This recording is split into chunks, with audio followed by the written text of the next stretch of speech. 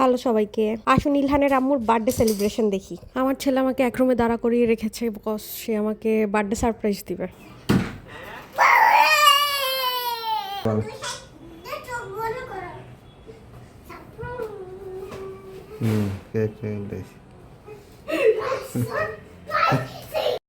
এই হলো তার সারপ্রাইজের নমুনা। আরেকটু হলে কেকটাই উল্টে গেছিল। আচ্ছা, বার্থডে সেলিব্রেট করা কি খুব জরুরি বলেন তো? আমার কাছে তো মনে হয় অবশ্যই করা উচিত, কারণ প্রত্যেক দিন তো সাদা ভাত খাই, এই দিন না হয় একটু পোলাও ভাত খাইলাম। এতে করে আপনার মনটা অবশ্যই একটু হলেও ভালো হবে।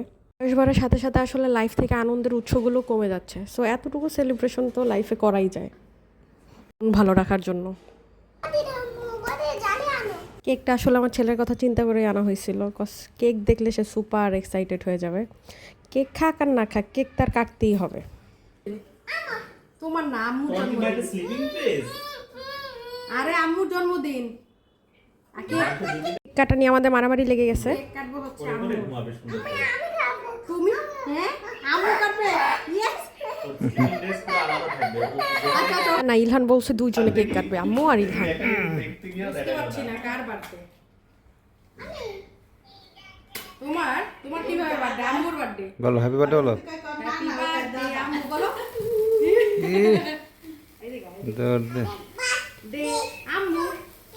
আম্মু বার্থডে আম্মু।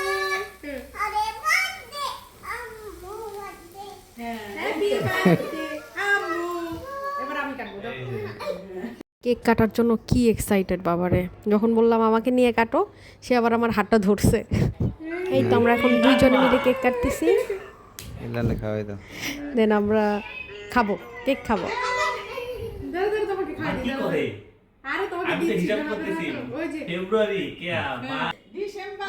এই তো কেক খেতে খেতে আমাদের বার্থডে সেলিব্রেশনও শেষ।